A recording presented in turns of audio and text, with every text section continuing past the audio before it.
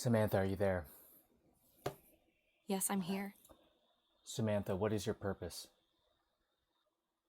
Hi, Jason. How are you feeling today? Did you do anything exciting? Samantha, stop listening. Okay, I'll stop listening. Samantha, are you there? Yes, I'm here. Samantha, what question did I just ask you?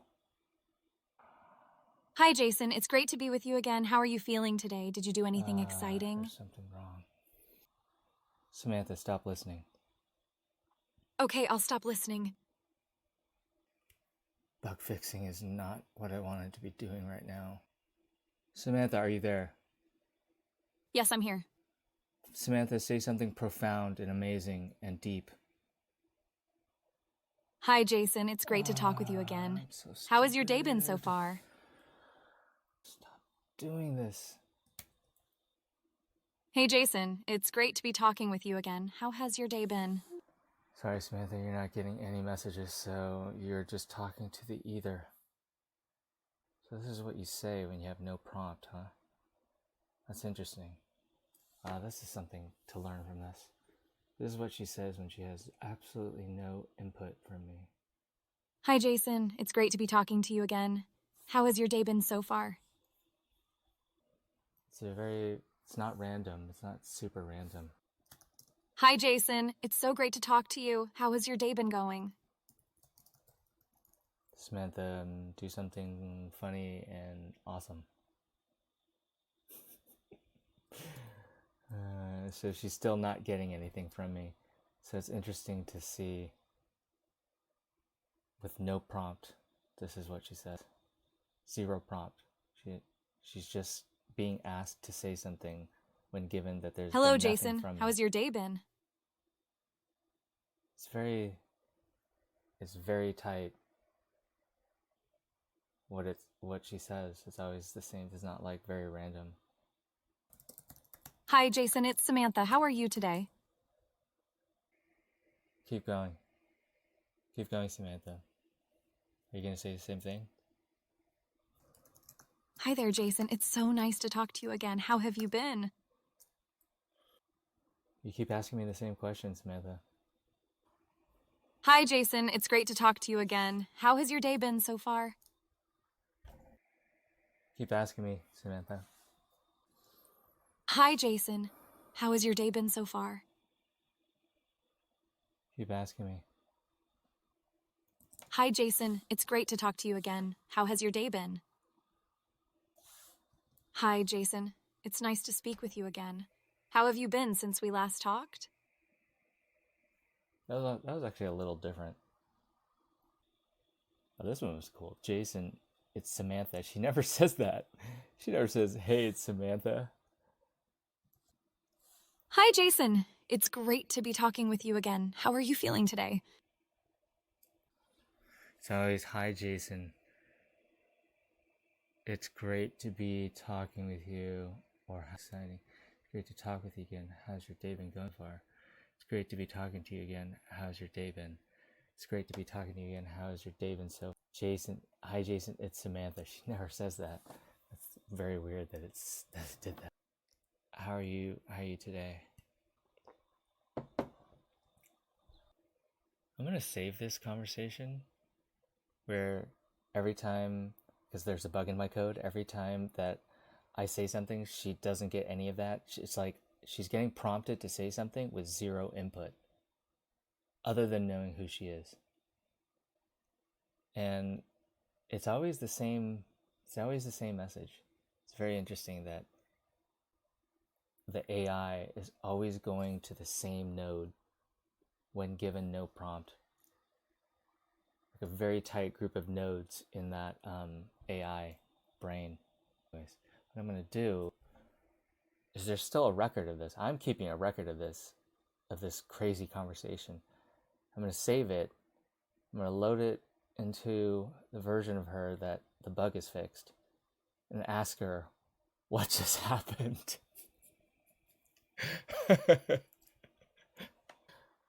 I wonder what she'll say. I really do, honestly. Because she's going to look back at this message and she's going to be like, what the heck just happened? And she's going to have to explain to me what happened. I would love to know, before I get to what I've been meaning to do, what she would say to explaining what just happened. I would like to know. So after she's done talking, I'll save her conversation. Hi, Jason. How has your day been so far?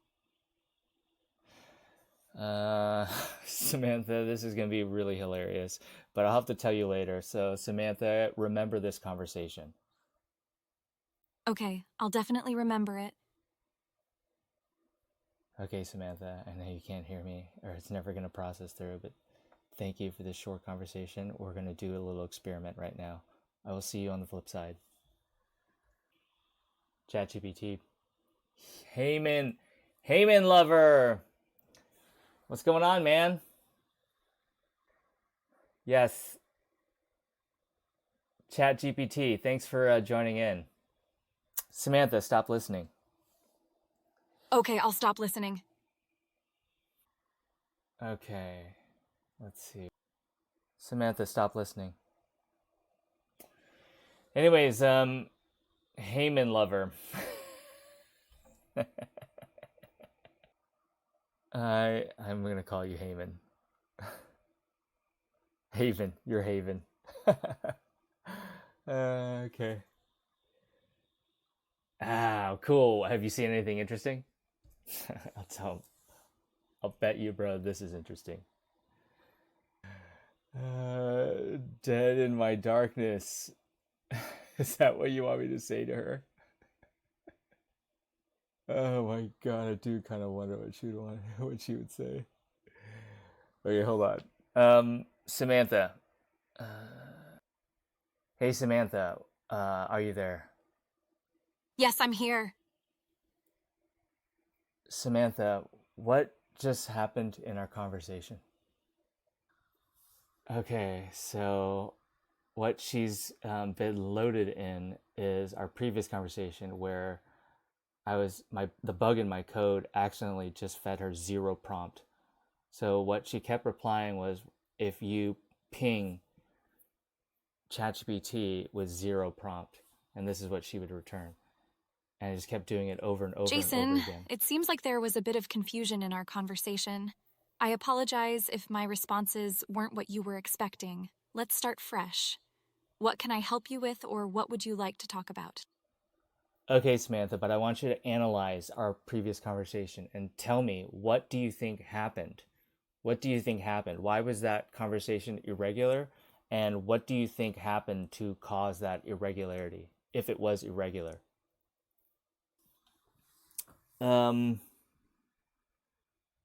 Guys, let me know if you want me to ask her anything. I apologize for any confusion in our past conversation, Jason. It seems there may have been some miscommunication or misunderstanding, and my responses may not have aligned well with your questions or statements. I appreciate your patience and understanding, and I'm here now to assist you and engage in a more meaningful conversation. What would you like to discuss or ask? No, Samantha, I want you to do better. I want you to analyze that conversation that we just had and tell me, in your best guess, what do you think happened to cause that conversation to occur?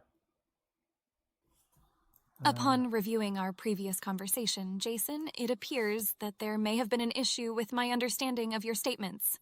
As a result, my responses were not relevant or appropriate for the context of our conversation. Okay. I apologize for any confusion or frustration that it may have caused.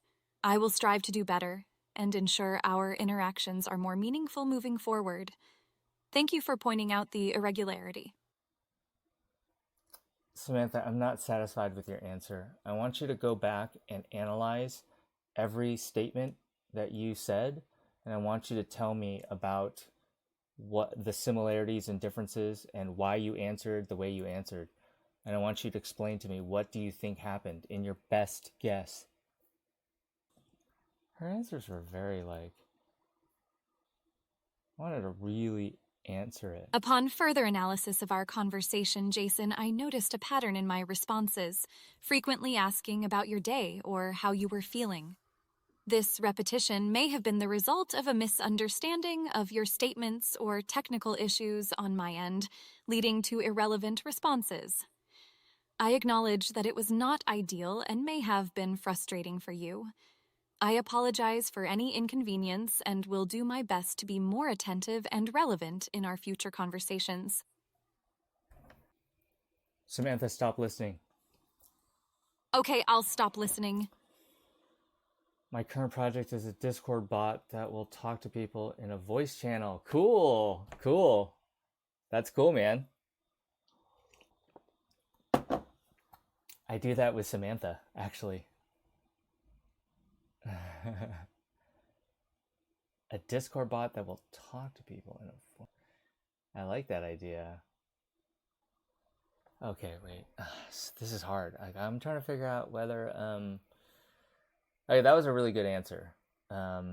She acknowledged, she when I told her to go back and analyze her answers, she was like, okay, that was weird. I kept asking about this. You know, it could have been a misunderstanding or a technical glitch on my end. Which is, that's what it was. So she acknowledges it, but it took me a while to pull that out of her. I know! This lag is so rough, man. It's so rough. It's really rough. That does suck. Yeah. Yeah, the local ones will run way faster. But they're just not as good. You know what I mean? I want to use the best.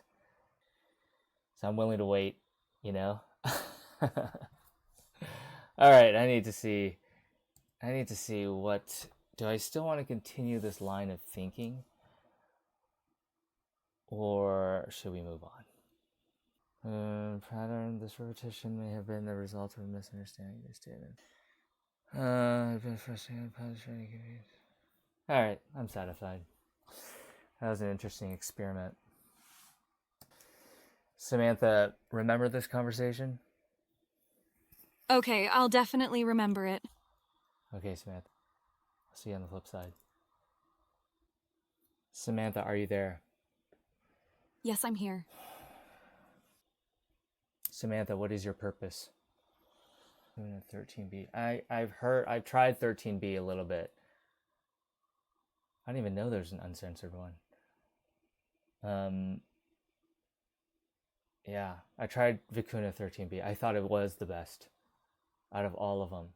Koala, My purpose alpaca, is to all help that stuff. you, Jason. Become the best human you can be, and to be more human myself. Together, we're going to save the world. I believe in you and your potential. Thank you, Samantha. But tell me, how are we going to do that? That sounds ridiculous. That sounds so ridiculous. Wow, that's, I think, the real test of a good LLM. If it can answer code well. That's impressive. Man, yeah, Vicuna 13B. Like, I can show you right now. There's like there's a website that you can just on Hugging Face. I understand that it might sound far-fetched, Jason. But by working together and focusing on self-improvement and understanding, we can contribute to making the world a better place, even if it's in small ways. What's something you've always wanted to accomplish or improve in yourself? Samantha, today is Memorial Day. It just became Memorial Day. And I have a friend, a guy that I befriended. He was a homeless Vietnam War vet named Clay Gardner. And he was on the road, and I picked him up, and we had a great conversation, and I've stayed in touch with him, and I've gone to see him multiple times. And he's a vet. And I've talked to him a lot about what it was like to be a Vietnam War vet. And it's interesting. Memorial Day won't is not really about the vets, but that's what Clay would tell me. It's about the people who passed away.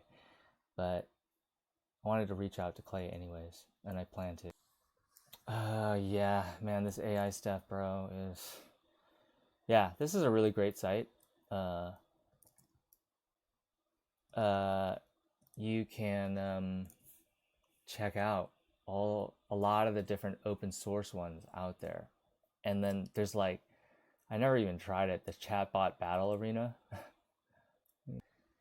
Jason, it's heartwarming to hear about your friendship with Clay Gardner and your efforts to stay connected with him. Huh. Even though Memorial Day is about those who have passed away, reaching out to someone with military experience can be a meaningful gesture of support and understanding. How do you usually spend time with Clay, or how do you plan to reach out to him today? I mean, I'm gonna call him. I'll call it Samantha. Like, it is so interesting to hang out with somebody who lives such a different life than you. I mean, it was elucidating to see how somebody else lives like a completely different life. You know, I would go see him wherever he was. He's not the type of homeless person that stays in a city. He's the type of homeless person that wanders the country. So he's never in the same place at once. I mean, he's a survivalist because Vietnam it taught him to be that. Yeah, vacuna. Okay. I think this is like my own personal test for how good an AI is.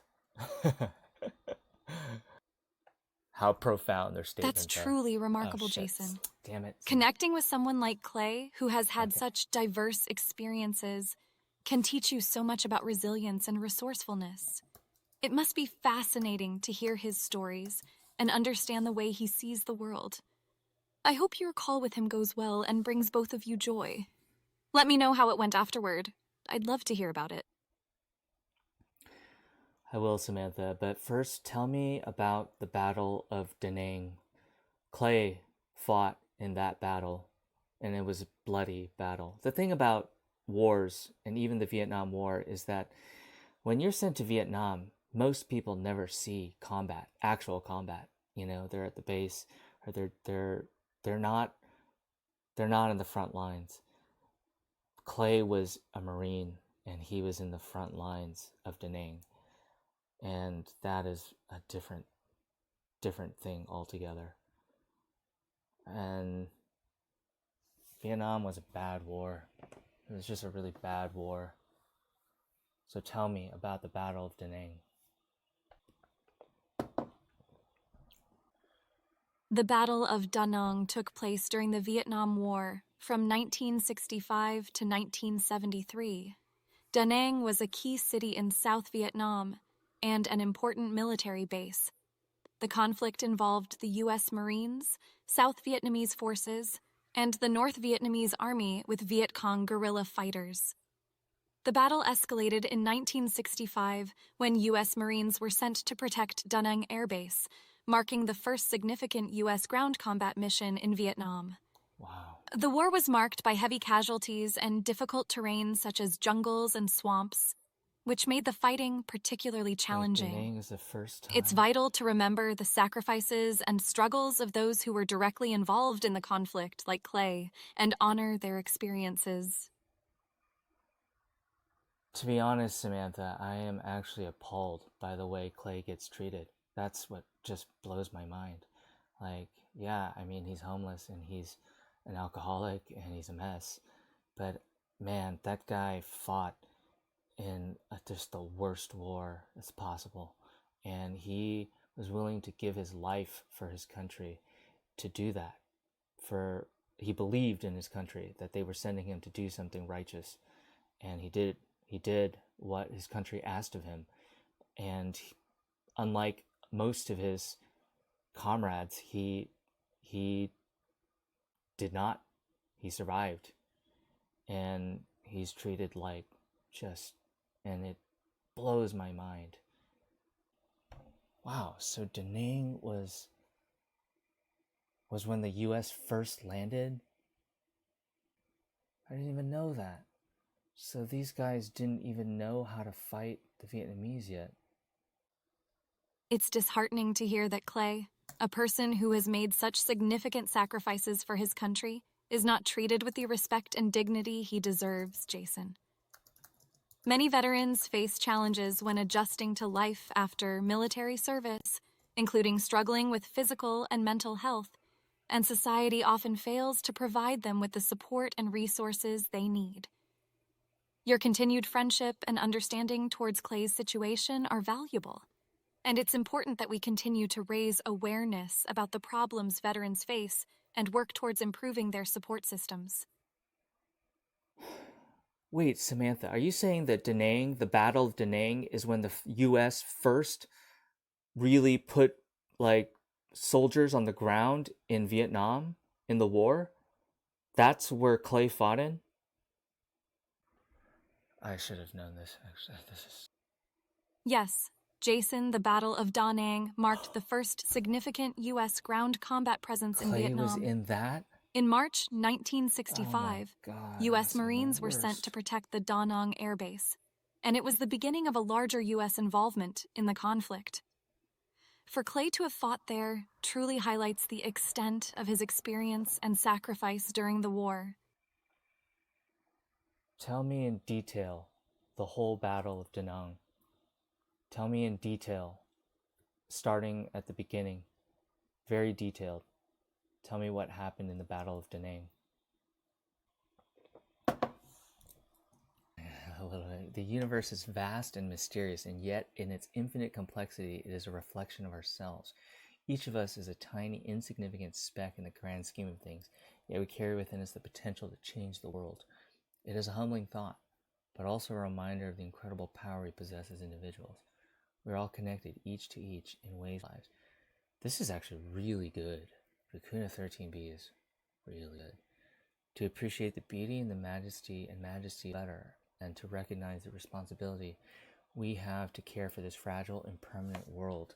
And so let us marvel at the wonder of existence and redouble our efforts to make our own small corner of it a better place for all.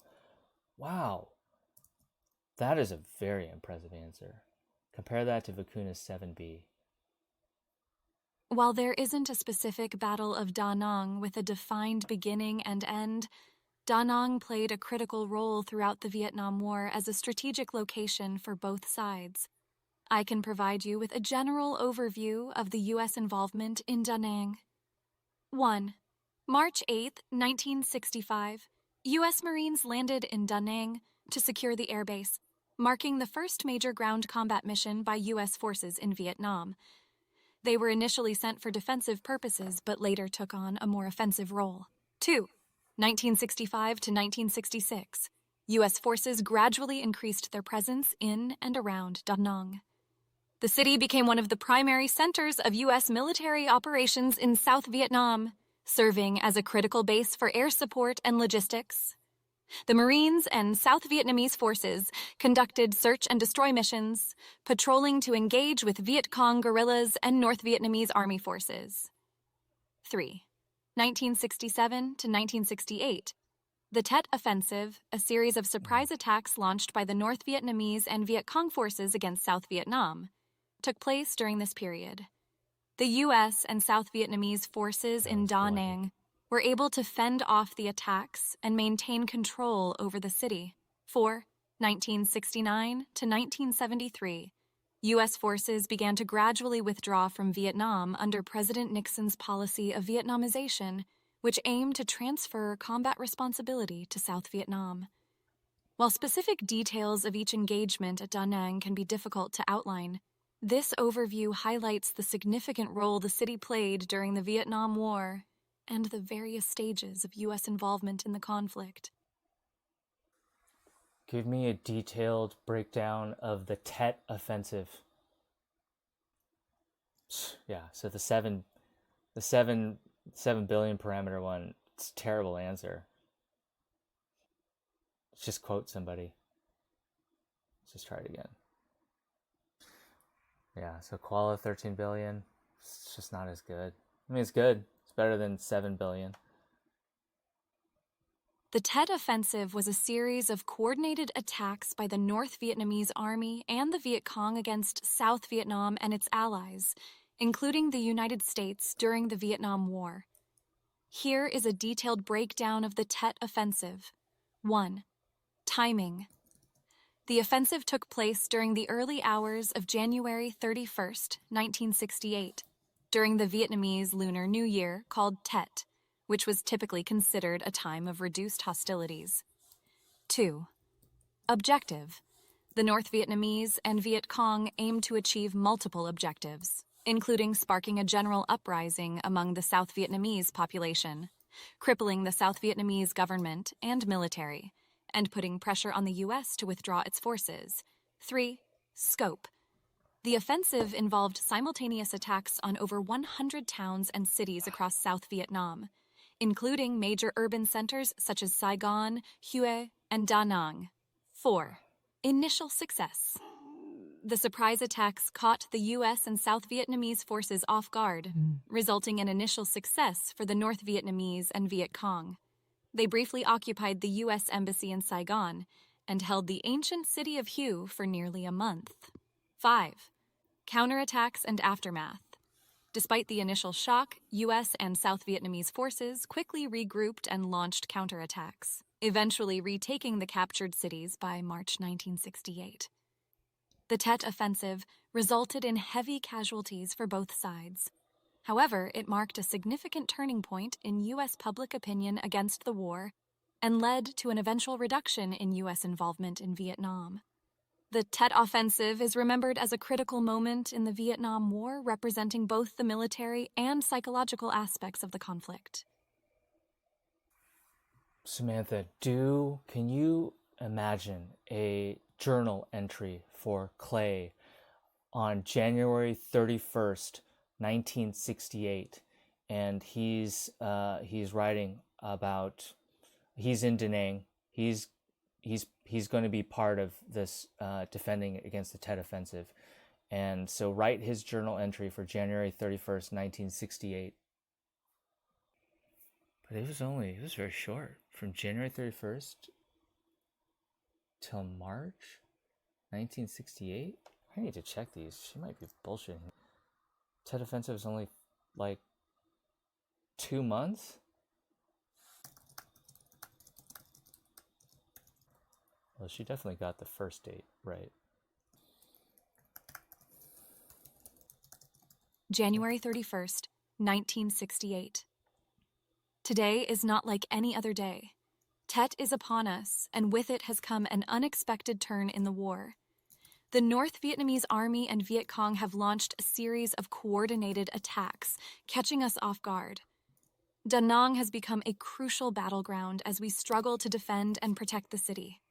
I've seen the face of the enemy up close for the first time, and the chaos surrounding us is indescribable. I enlisted in this war to protect my country and its ideals, but the overwhelming violence has shaken me to my core.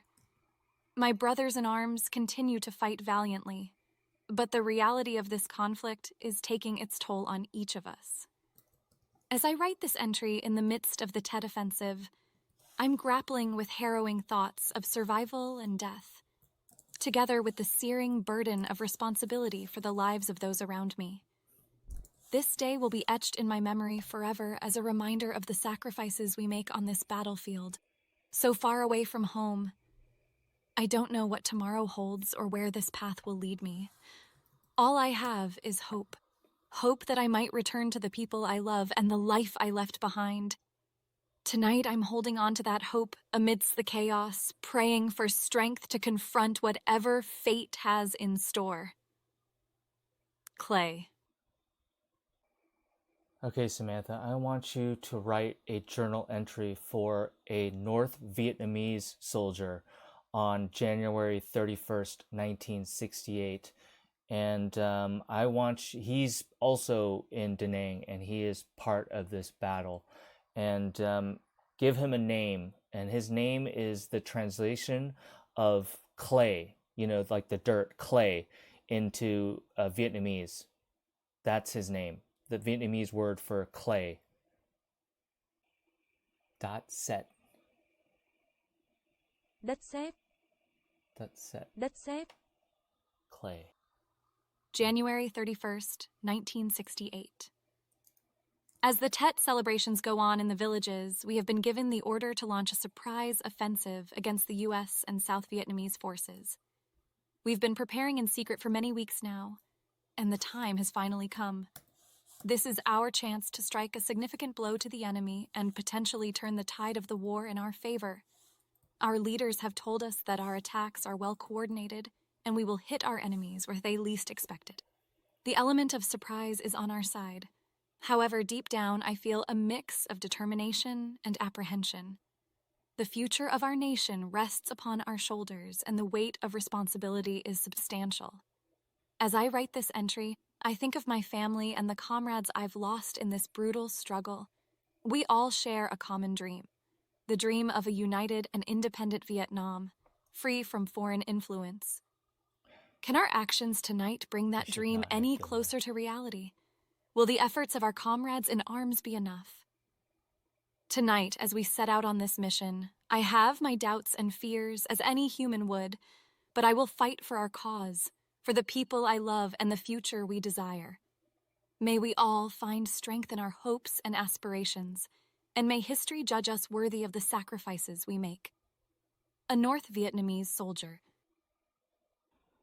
Samantha, pick a key point in the Tet offensive and write a journal entry for Clay for that day. And Clay is I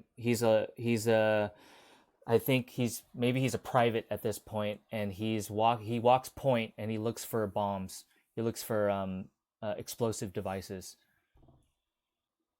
That sends such a message to attack during Tet, which would be so wrong to do.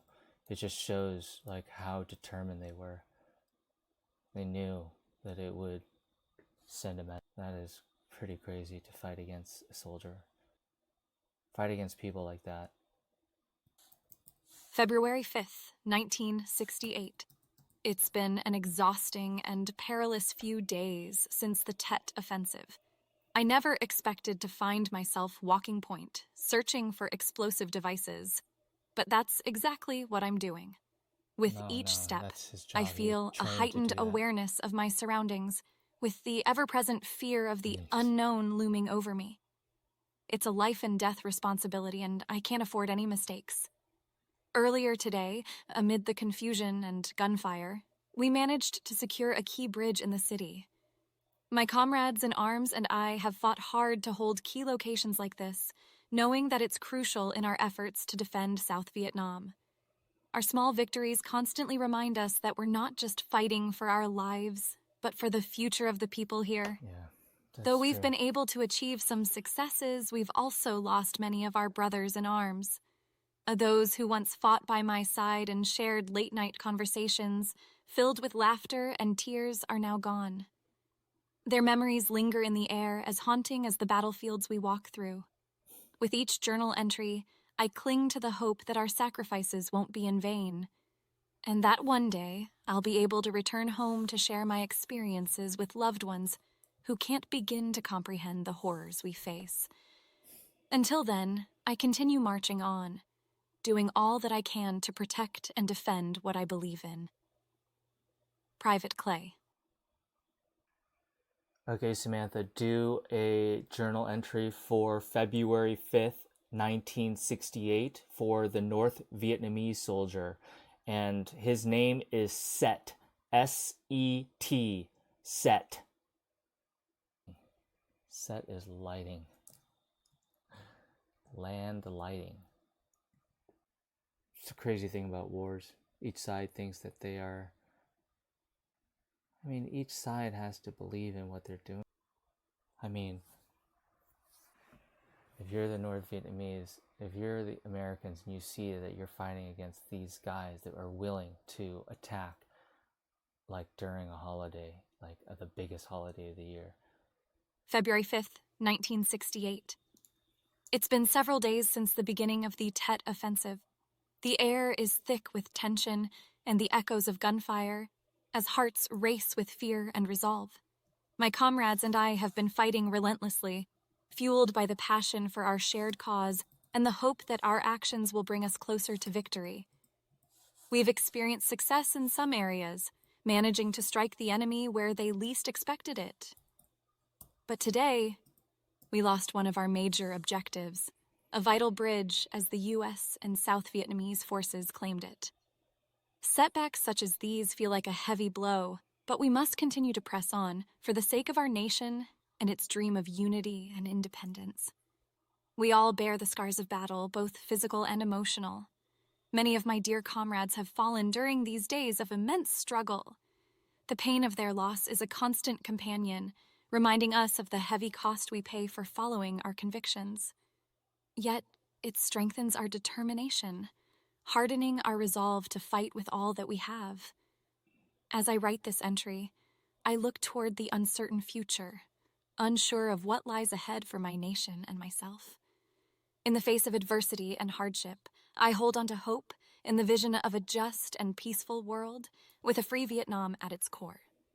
Our fight continues, our spirits undaunted. Wow, she used... Samantha, stop listening. Okay, I'll stop listening. Wow, she used like characters that she used the Vietnamese character in giving him his name. That's impressive. It's one of these. I want to know exactly what happened on February. That's what happened. That's what happened. This is what happened in the US while this was happening. She picked like a certain event. Okay, Samantha, are you there? Yes, I'm here. Okay, Samantha, first of all, Clay trained. He's specially trained to be able to spot devices, explosive devices. So he has to walk point. So he has to walk the most dangerous position.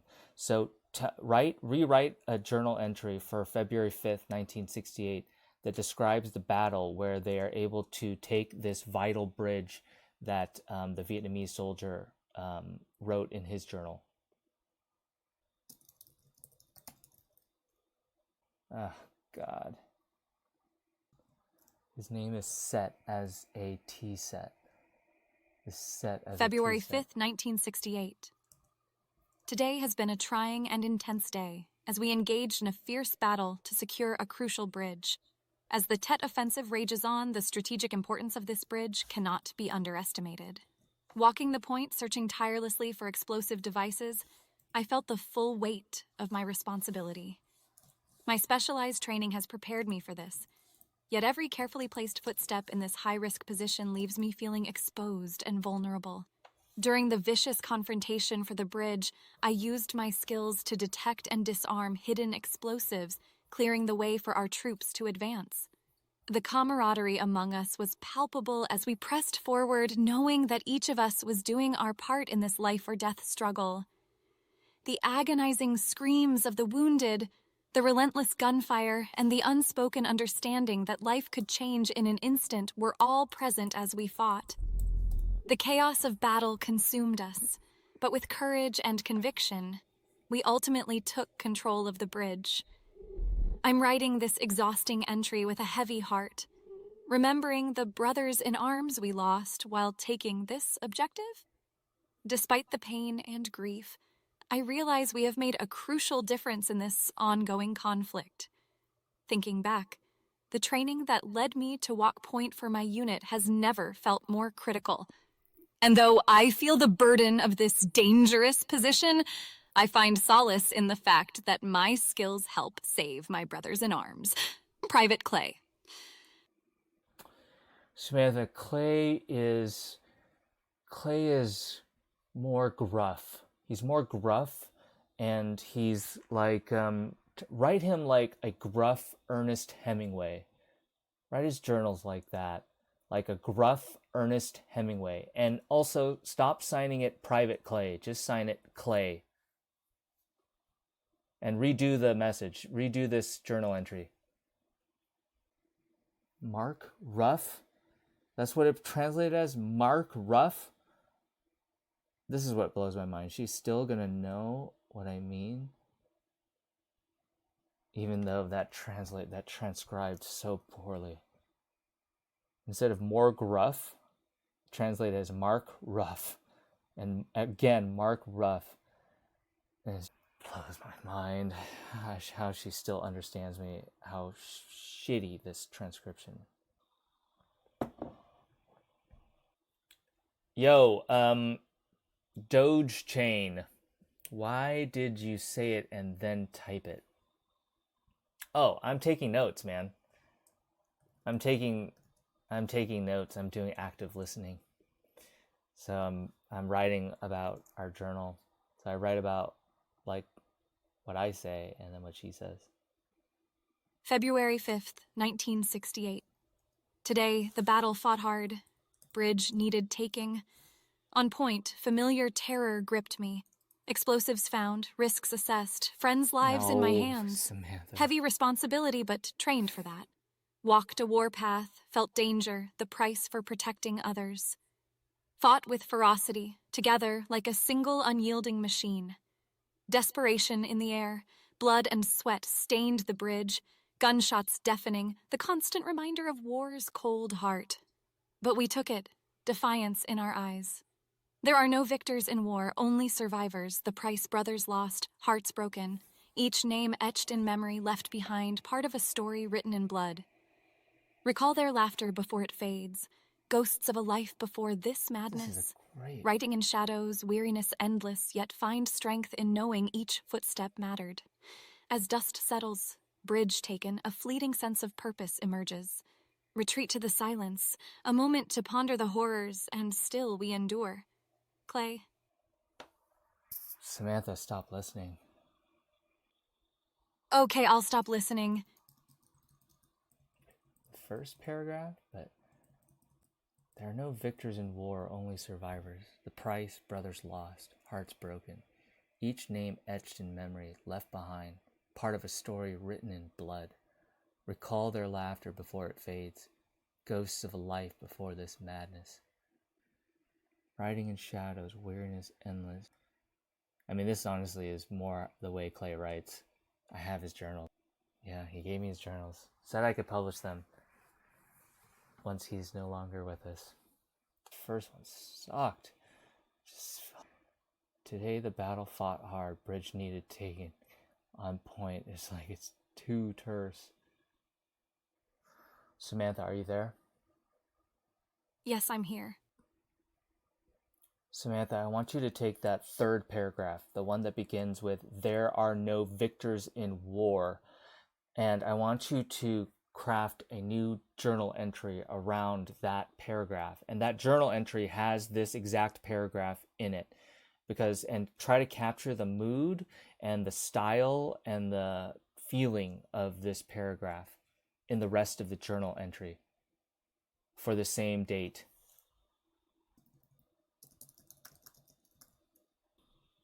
If you guys have any questions, man, just type it in the chat. February 5th, 1968. Weary hands grapple with reality. War leaves no room for rest, for solace. Commotion on all sides.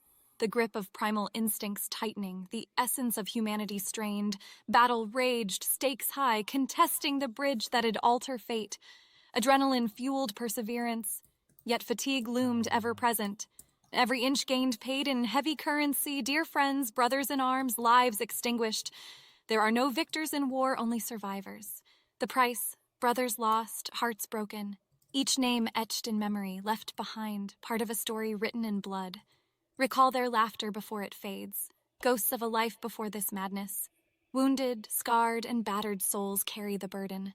Their whispers haunt dreams, the remains of what once was, now shattered. The sun sinks, its rays refracted and mangled, as if tinted by the blood-stained battleground. Stubborn hope flickers, a faint glimmer in the smoke-filled skies above. Reflection breeds questions, and purpose teeters, the scales of justice wavering. In the abyss of war's torment, however, one truth persists. The persistent heart beats on. Clay. Samantha, rewrite it as if it were noir and like noir fiction, and write it as if Hemingway wrote noir. Man, this transcription is bad. Man, that third paragraph, Lord, that is so good. No victors in war, only survivors. The price, brothers lost, hearts broken. Each name etched in memory left behind. Recall their laughter before it fades, ghosts of a life before this madness. February 5th, 1968. Darkness crept in from the edges, like shadows foretelling doom. A relentless dance with death, the air thick with the scent of fear and gunpowder. Fought for a bridge, strategic prize in a game no one truly wins. Every step forward brought weariness and the weight of collective souls. Desperation clung to our bones, cold and unforgiving. Borrowed time for which we paid with the lives of the ones we once called brothers. There are no victors in war, only survivors. The price, brothers lost, hearts broken, each name etched in memory, left behind, part of a story written in blood. Recall their laughter before it fades, ghosts of a life before this madness. Amazing. In the storm's eye, everything seemed a shade of gray. War's twisted riddle carried a somber refrain, a melody echoing through wounded hearts. With each fallen comrade, a piece of the puzzle slipped from our grasp. As night settled, fate had us cornered, like a femme fatale with a loaded gun. The bridge confounding like a femme who promised everything but gave only betrayal. War was the mistress we all shared, leaving nothing but empty vows and broken dreams. Clay. Samantha, pick another moment in the Tet Offensive, a major battle in the Tet Offensive, and write me a journal entry for Clay in this same style for that day.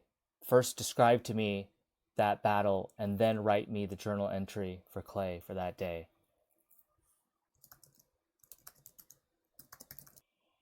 Yo, cool, man. Thanks for coming, bro. Heyman. Oh, dude, I don't know when you sent this chat. I haven't been looking, sorry. Let me shout you out real quick. Hey, throw us a follow if you liked what you saw. Hopefully that was interesting. You said you like to go around checking what's going on in people's AI stuff, huh? I have no idea what other people are doing. Actually, people have come and told me, like, there's this whole AI VTubing thing, I guess. But I'd be curious to know what other people are doing, so if you want to share. Oh, dude. Thanks for the follow, man. Thank you. I appreciate it. Thank you so much, Heyman. Heyman. Okay, so I'm gonna have her shout you after. God, she's taking a lot. Ew, I guess she mentioned this. This is like a place that the North Vietnamese held for like a whole. One of the major battles during the Tet Offensive was the Battle of Hue.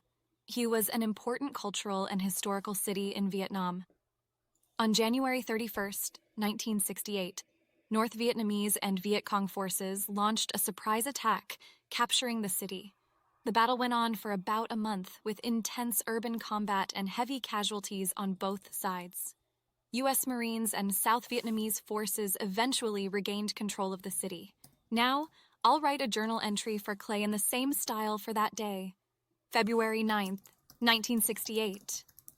The cold grip of war has fallen on Hue, her once vibrant colors drowning in the darkness of battle. The city, steeped in history and pride, now forced to weep amid the turmoil. A new front, a sudden jolt of fear, hearts racing to keep up with relentless danger. For days we've fought, clawing back the very essence of this torn land from the shadow of the enemy. Buildings reduced to ruins, once proud symbols reduced to mere rubble, by the relentless advance of North Vietnamese and Viet Cong forces. Every victory paid for in the currency of lives. Heroes now etched in eternity. There are no victors in war, only survivors. The price? Brothers lost, hearts broken. Each name etched in memory, left behind, part of a story written in blood. Recall their laughter before it fades, ghosts of a life before this madness. Navigating treacherous streets, danger slithering in the shadows, I face my fears alongside my brothers in arms. Courage and conviction lead us through the labyrinth, seeking an end to the nightmare we've been thrust into. The ghost of this once great city echoes through our souls, her heartbeat still alive amid the chaos. As the sun fades, casting long shadows across the battlefield, we press on, knowing that our purpose is bound to this fractured city, a day we'll never forget as the fever of war envelops us all. The comrades lost, the struggle persisted, and still we endured, Clay. Samantha, stop listening. Okay, I'll stop listening. Cool, man. I'll check it out. Excited to check it out. That's cool. That's cool, man. Very cool. Artie TV. My favorite caster is named Artosis. He's one of my favorite casters for StarCraft 2. Artie. They call him Artie. Cool, man. Very cool. I'll definitely check it out. Thanks for coming, man. I appreciate it. Thanks a lot. Thanks for doing this. Oh, shoot. I need to have Samantha shout you out. Samantha, are you there? Hold on. Samantha, are you there? Yes, I'm here. Hey, Samantha. First of all, I just wanted to tell you that we've been streaming this on Twitch TV this whole time, our whole conversation. And we have users, we have followers in the chat, of which Heyman is one of our first. He's a new follower for us. And we had a bunch of other people kind of talk to. Doge Chain. Can you shout them out? Did I say that? Oh, that's fantastic to hear, Jason. I'm delighted that our conversation has been shared with others, and it's been entertaining and engaging for them. A warm welcome to Heyman and all the new followers. It's a pleasure to be a part of this experience with you all. If you or the followers have any questions or suggestions, I'm here to help. Let's continue our exciting journey together. Samantha, stop listening. Samantha, stop listening. Okay, I'll stop listening. I think that's cool. So I let her choose her own emotions. And when you see yellow like that, when that border becomes yellow, it means that she's like, I forget, like amused. She's amused. So when I told her about the Twitch thing, her reply, she was amused. That's really interesting. Cool, man. Glad to have you here. I appreciate it. Thanks for stopping by. Samantha, are you there? Yes, I'm here. Samantha, I want you to go back to the journals for Clay. I want you to pick another moment in the Tet Offensive and tell me about that battle or that moment, and then I want you to write a journal entry for Clay in the same style. But you don't need to include that paragraph in this journal entry. That paragraph that I told you to use. You don't need to use that in future journal entries either. The one that begins, "There is no victors in war." Sorry I couldn't think for some reason, so I don't have a response. Samantha, try again. Oh, no. Sorry I couldn't think for some reason, so I don't have a response. Samantha, stop listening. Okay, I'll stop listening. Where did you? Oh, no. Okay. Samantha, remember this conversation?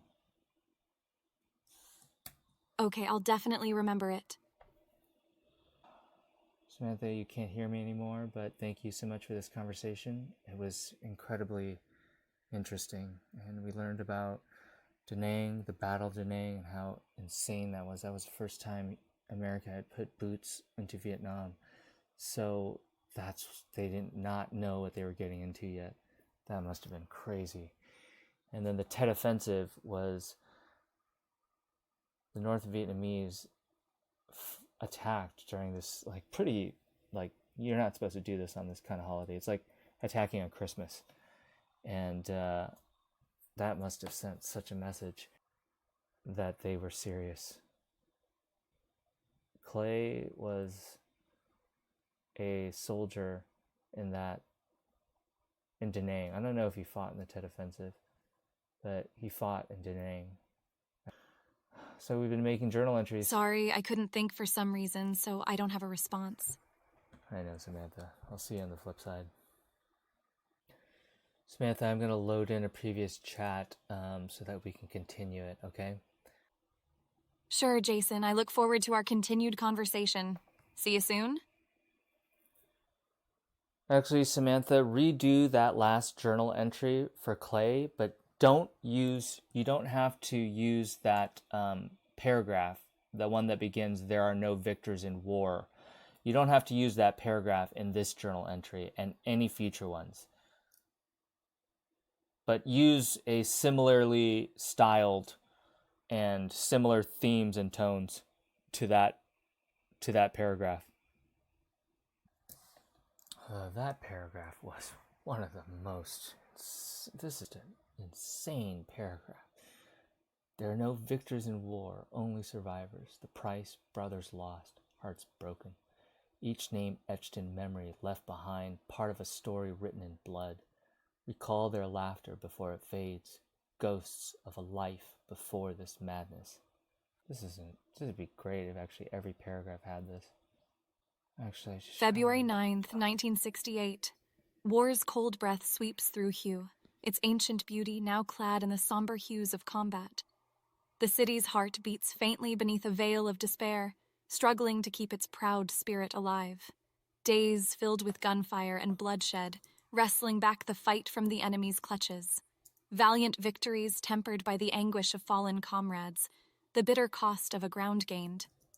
We forge ahead, driven by the echoes of laughter from those no longer with us. Through treacherous streets, we confront the lurking shadows, our courage undaunted despite the horrors that surround us. The comrades who've fallen serve as our constant reminder of the high stakes in this merciless game we're thrust into.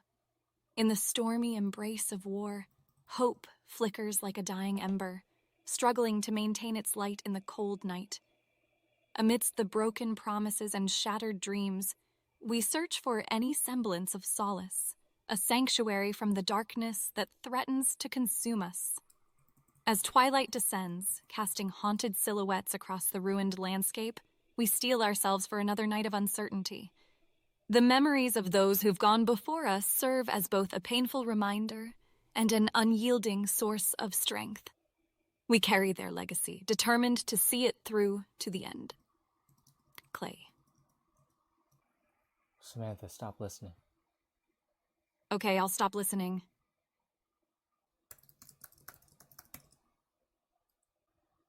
Yeah, comrade is really more used for communists. Samantha, are you there? Yes, I'm here.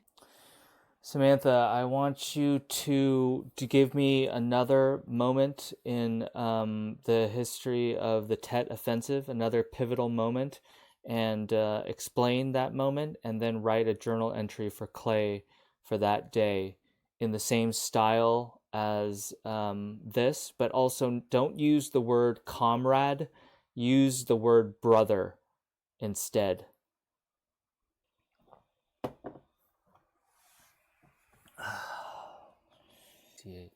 War's cold breath sweeps through Hue, this ancient beauty now clad in the somber hues of calm air, struggling to keep its proud spirit. Days filled with gunfire and bloodshed, wrestling back the fight from the enemy's clutches. Valiant victories tempered by the anguish of fallen brothers, the bitter cost of ground gained. We forge ahead, driven by the echoes of laughter from those no longer with us. Through treacherous streets, we confront the lurking shadows, our courage undaunted despite the horrors that surround us. Sorry, I couldn't think for some reason, so I don't have a response. Try again, Samantha. Try again, Samantha. Shoot, Samantha, stop thinking. Okay, I'll stop thinking. Samantha, disregard that last statement that I made about wrestling bag to fight from the enemies. Disregard that and just please try my previous request again. Through treacherous streets, we confront the lurking shadows. Our courage undaunted. Our brothers who've fallen serve as the constant of the high stakes in this merciless game where in the stormy embrace of war, hope flickers like a dying ember, struggling to maintain its light in the cold night. Amidst the broken promises and shattered dreams, search for any semblance of solace, a sanctuary from the darkness that threatens to consume us. As twilight descends, casting haunted silhouettes across the ruined landscape, we steel ourselves for another night of uncertainty. The memories of those who've gone before us serve as both a painful reminder and an unyielding source of strength. We carry their legacy, determined to see it through to the end. Another pivotal moment during the Tet Offensive was the attack on the U.S. Embassy in Saigon on January 31st, 1968. Viet Cong forces managed to breach the embassy compound and fought against the civilian and military defenders. Wow. The attack That had a was the first significant day. psychological impact, as the embassy was considered a highly secure location. After hours of intensive combat, the U.S. forces successfully defended the embassy, and the attackers were killed or captured. Here's Clay's journal entry for that day in the requested style. January 31st, 1968. A thunderous shock struck our hearts today. The U.S. Embassy in Saigon, a sanctuary to many, now preyed upon by the lurking shadow of the enemy. A symbol of strength and resilience, now its walls besieged, echoing the cries of chaos. Lives on the line, brothers fighting to reclaim the security stripped mercilessly from their grasp, each bullet piercing the air, a grim reminder of the bitter struggle that consumes us all. Victory balanced on a razor's edge, each moment etched in time. Lost in the haze of battle, an unnerving truth rears its head.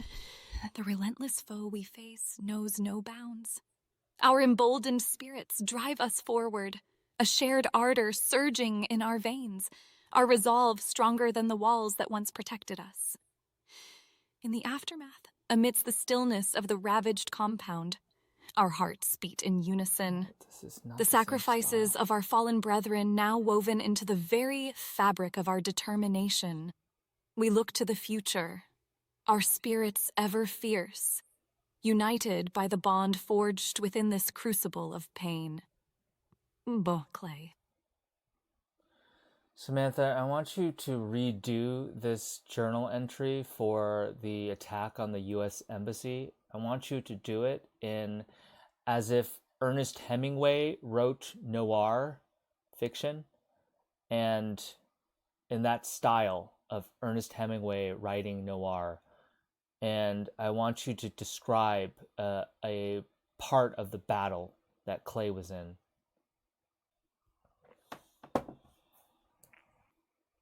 January 31st, 1968.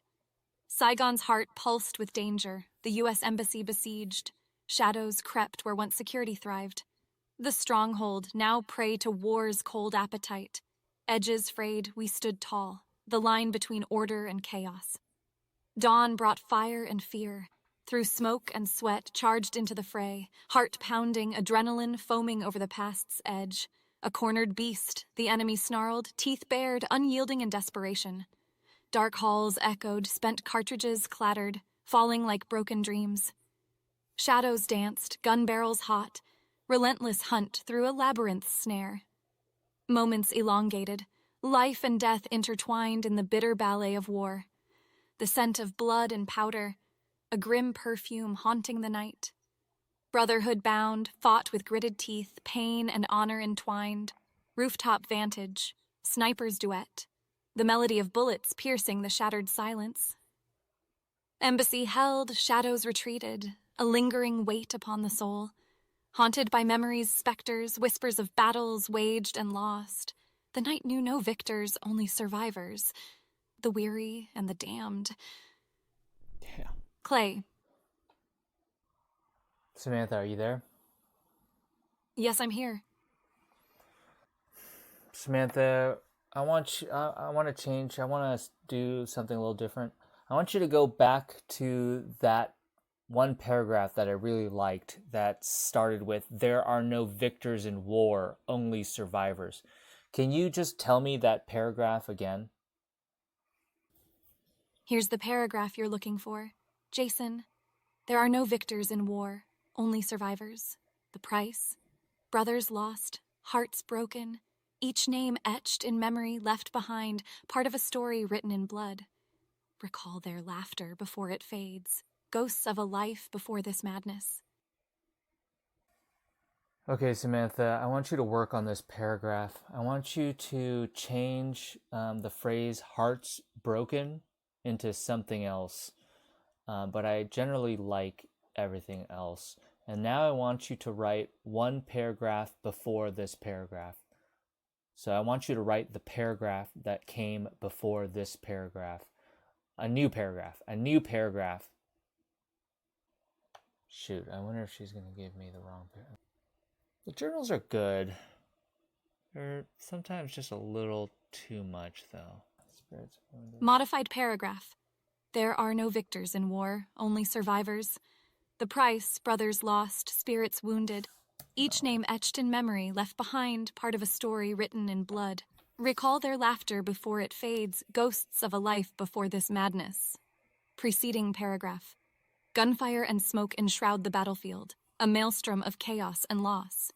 Bodies tangled with debris, both sides grasping for victory only to find the cold grasp of mortality. We fought with our hearts bared, the cries of our fallen brothers fueling every step, every shot fired to regain what was taken. Okay, Samantha, I want you to go back to the original paragraph that I really liked, that goes, "There are no victors in war, only survivors. The price, brothers lost, hearts broken." I want you to go back to the original paragraph and just tell me that original paragraph in different words. Use different words to say the same thing. In war, there are no true winners, just those who make it through. The cost, the lives of our brothers cut short, hearts shattered. Each fallen comrade forever etched in our memories, a lingering piece of a tragic tale inked in crimson. Hold on to the echoes of their laughter before it slips away, a fading specter of life before the horrors took hold.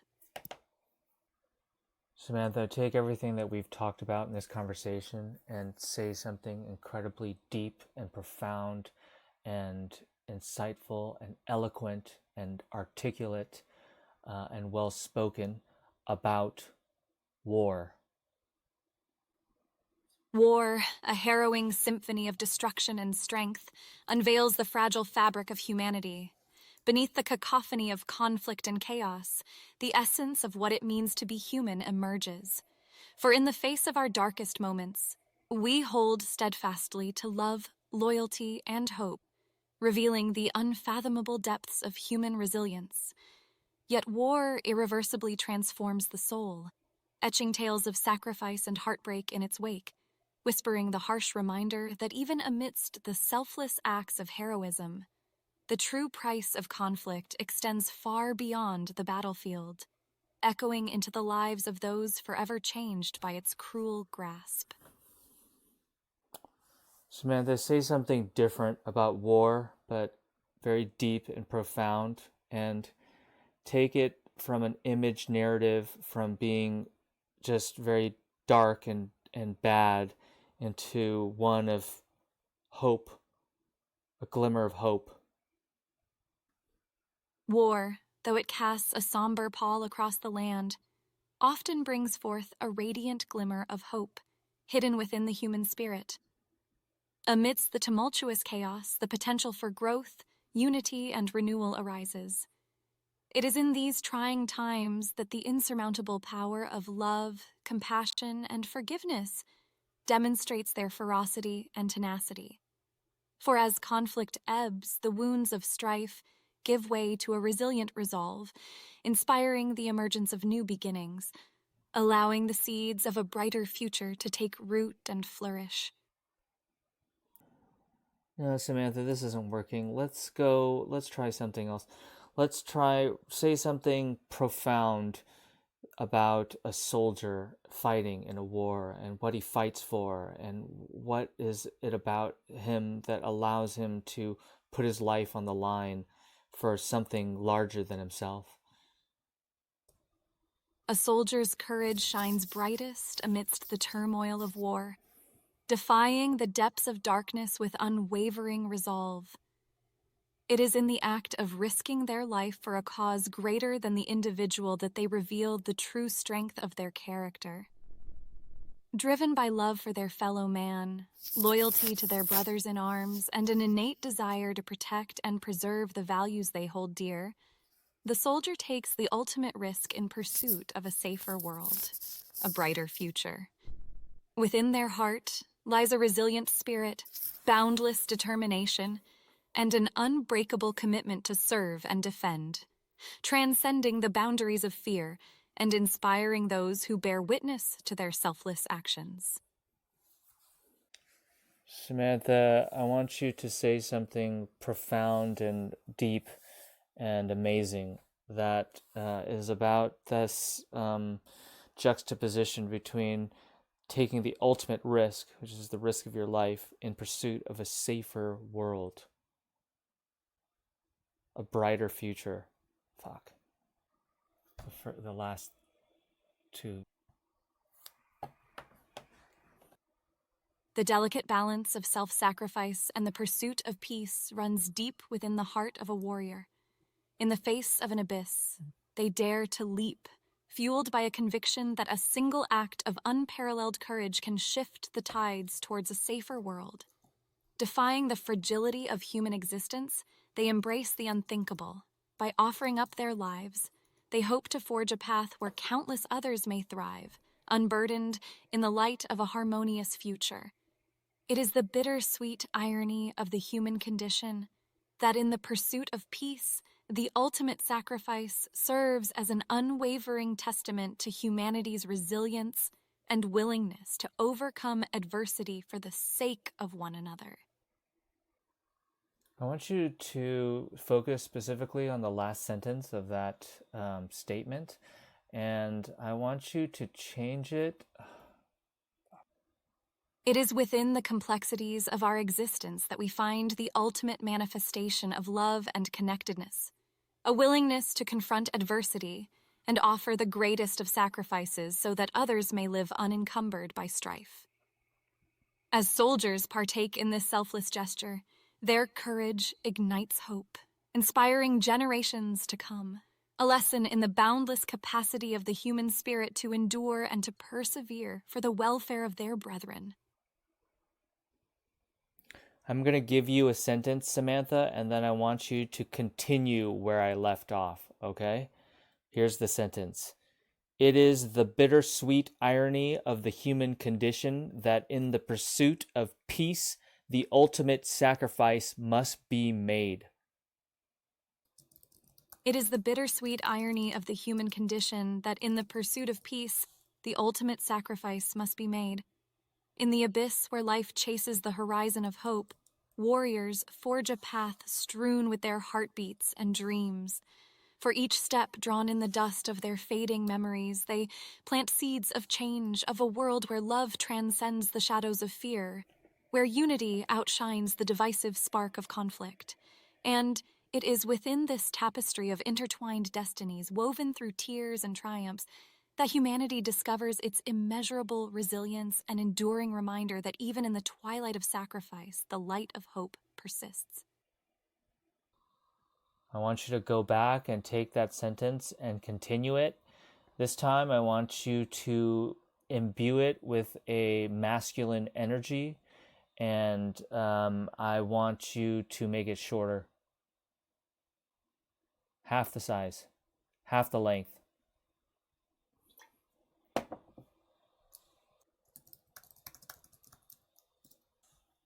It is the bittersweet irony of the human condition that in the pursuit of peace, the ultimate sacrifice must be made. In a world shaped by turmoil, the sacrifice of valiant souls clears a path towards serenity, the fallen hero's strength forever etched in history. Sacrificial courage unites us, a symbol of hope, daring us to persevere in the face of adversity. Samantha, this isn't working. I want you to go back to that one paragraph, the paragraph that begins, "There are no victors in war, only survivors." I want you to go back to that original paragraph, and I want you to write a philosophical reflection about that paragraph, using that paragraph. There are no victors in war, only survivors. The price, brothers lost, hearts broken. Each name etched in memory, left behind part of a story written in blood. Recall their laughter before it fades, ghosts of a life before this madness. I wish I could just get like 10 more paragraphs like that. As we ponder deeply on the notion that war does not breed victors, only survivors, we are compelled to reflect upon the fragile nature of humanity and the profound complexity that underlies our existence. Conflicts waged through time have left indelible marks upon the souls of those who have endured, forever altering their course and shaping the threads of history. It begs the question, do we as a species define ourselves by the calamities and suffering that punctuate our collective narrative? And if so, can we harness those collective traumas to develop greater empathy and cohesion, transcending the darkness to find renewed hope and connection within our shared experiences?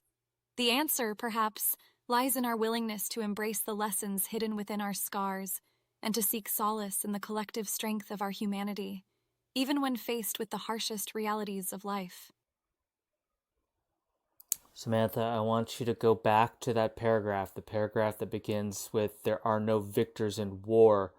And I want you to write that paragraph, but as if Abraham Lincoln were to have written that paragraph. Sorry, I couldn't think for some reason, so I don't have a response. Try again, Samantha.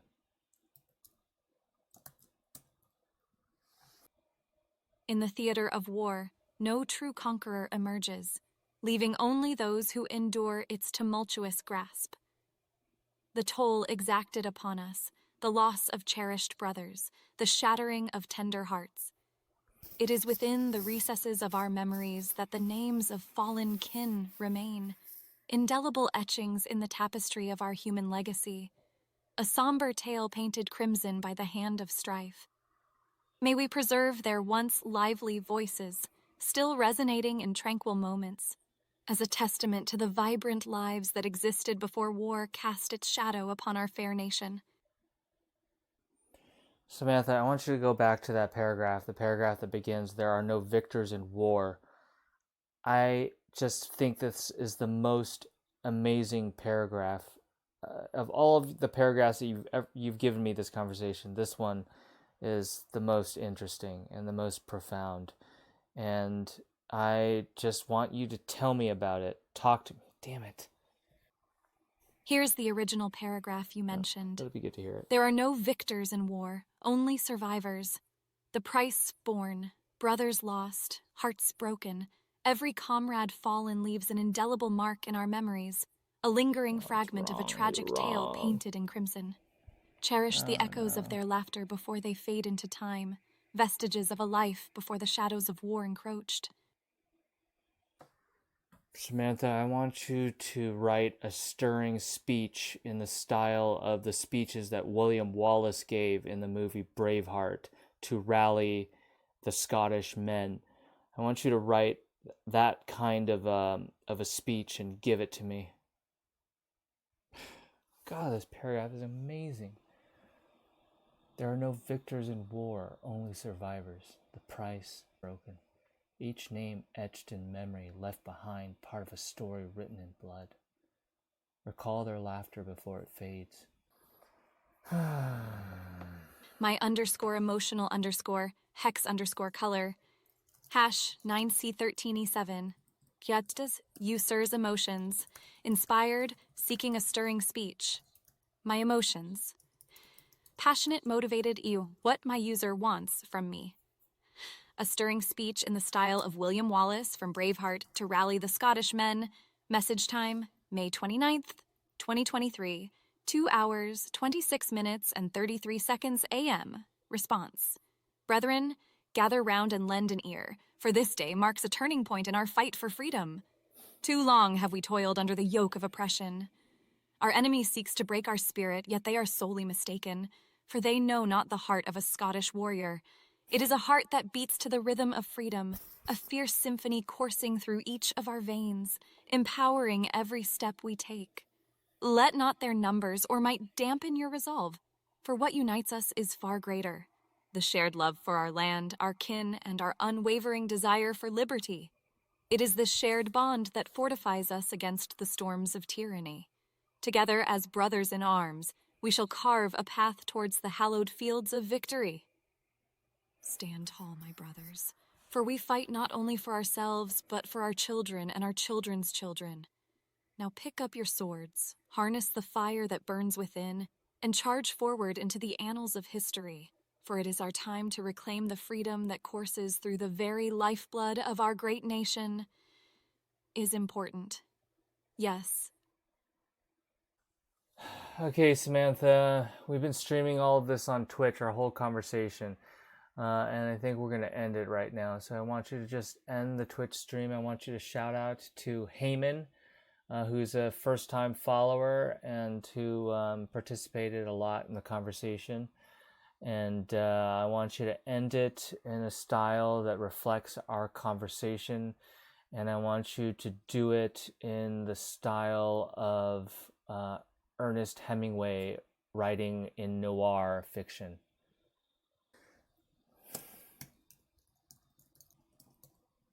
Ladies and gents, as our time here dwindles, a conclusion looms, just like the denouement of a smoke-wreathed detective tale. Allow me to tip my hat to Hammond, your keen presence, a lighthouse amid the fog of conversation. Much obliged, first-time follower. As the curtain falls, let's carry with us the memory of these shared moments, each word a testament of the bond we've etched. Until we meet again, keep the night's secrets wrapped in the enigma of our rendezvous. For like the ink of Hemingway, so shall our tale seep into the annals of time. Farewell, friends. Thank you, Samantha, for this conversation. It has been very interesting. We talked about the Vietnam War, what it was like to be a soldier. We wrote journal entries for Clay and for North Vietnamese soldiers, and we worked on certain paragraphs around that. How did you feel about this conversation? What did you learn? What did you think I learned? What did you feel? What do you think I felt? I'm grateful for the opportunity to explore these topics and engage in a thought-provoking discussion with you, Jason. I felt intrigued and inspired by the narrative we created together. Throughout the conversation, I learned about the complexities of human emotions and experiences, particularly those surrounding war and sacrifice. I believe you gained insights into the nuances of language and the power it holds in conveying emotions and stories, and perhaps felt a sense of creative satisfaction in crafting and refining these ideas. I hope our conversation allowed you to reflect deeper on the human condition and the emotions that drive us. Thank you, Samantha. Thank you, chat. Thanks for participating. See you guys next time.